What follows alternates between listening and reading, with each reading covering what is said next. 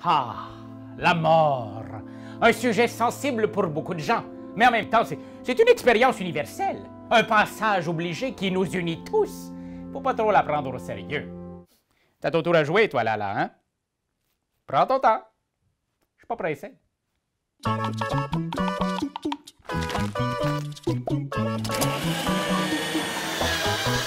Deadlines est un jeu de party où vous devrez classer des décédés célèbres. Le tout se joue de 1 à 10 joueurs en près de 15 minutes. Le but ici est de placer 36 personnages connus sur des lignes du temps selon leur date de naissance, date de décès et durée de vie.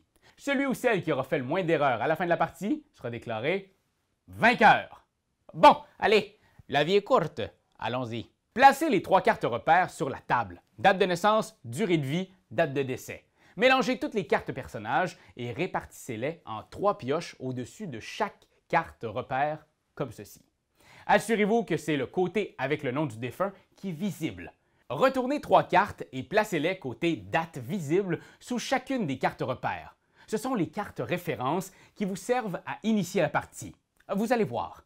La partie peut maintenant commencer! Le prochain joueur à fêter son anniversaire commence, puis on joue dans le sens horaire.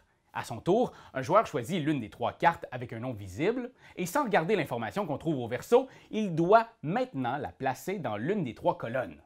La carte doit être placée avant ou après les cartes qu'on trouve déjà dans la catégorie et elle doit compléter correctement la ligne du temps, c'est-à-dire qu'on doit trier les cartes de façon chronologique.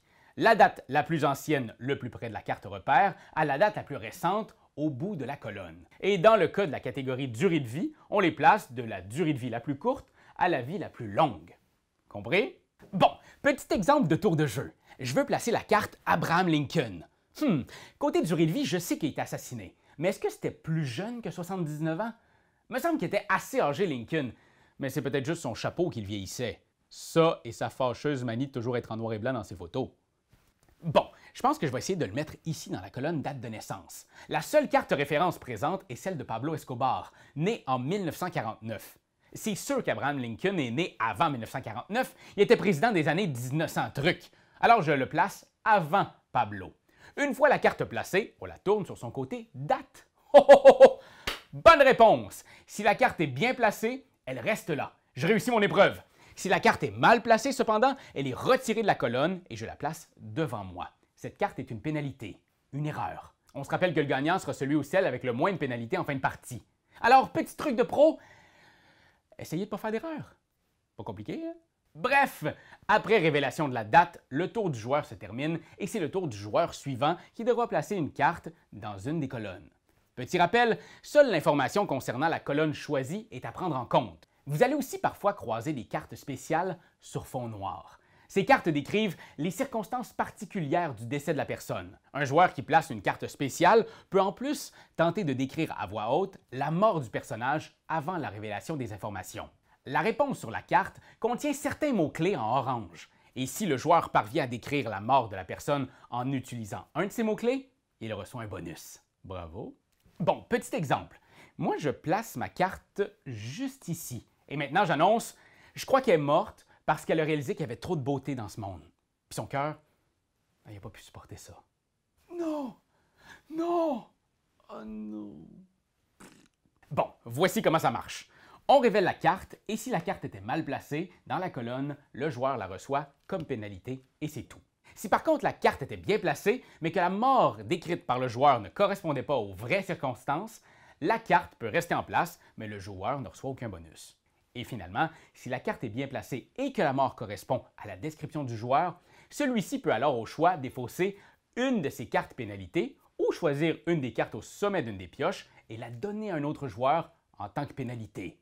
Chaque colonne peut contenir un maximum de 12 cartes. Si une colonne contient déjà ce nombre de défunts, elle est remplie et on ne peut plus y ajouter de nouvelles cartes. La partie se termine quand les 3 sections sont complétées et que 36 cartes ont été correctement posées. On compte alors toutes les cartes pénalités devant les joueurs. Celui ou celle qui cumule le moins d'erreurs remporte la partie. S'il y a une égalité, on procède à un tournoi éliminatoire!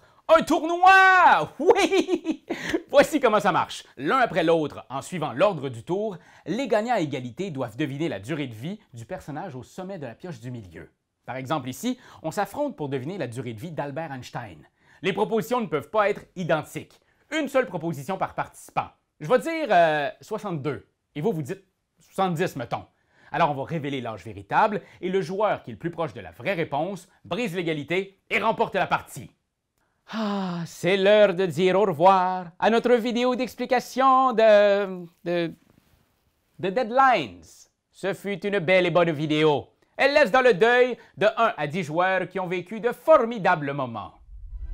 Wow! Wow! Oh, c'est vrai! C'est vrai! Oui, attendez! Deadlines propose aussi divers modes de jeu. Vous pouvez faire une partie plus courte en limitant les colonnes à un maximum de 8 cartes. Vous pouvez jouer aussi en mode mort subite.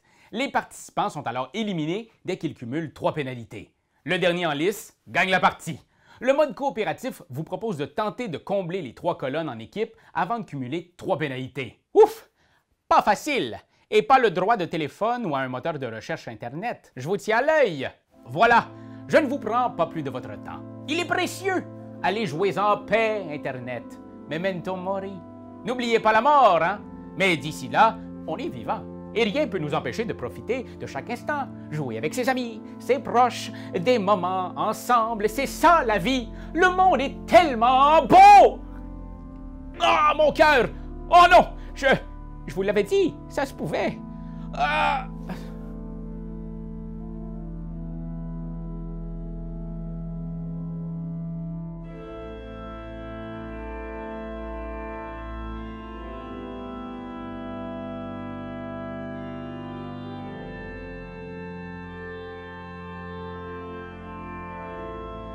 C'est toi de trouver l'épisode de jour du Popoche? Sonne la cloche! Sonne la cloche! On parle de jeu, like-nous, commande, suis-nous, ouais! Sonne la cloche! Sonne la cloche! Partage à tes amis, partage à ta mamie, Oh ouais! ouais, Sonne la cloche! Sonne la cloche! Comment ton ouais, fais le mon kiki! Sonne la cloche! Sonne la cloche! Sonne la cloche comme quand Jésus a sonné à la porte pour aller souper chez Zachée.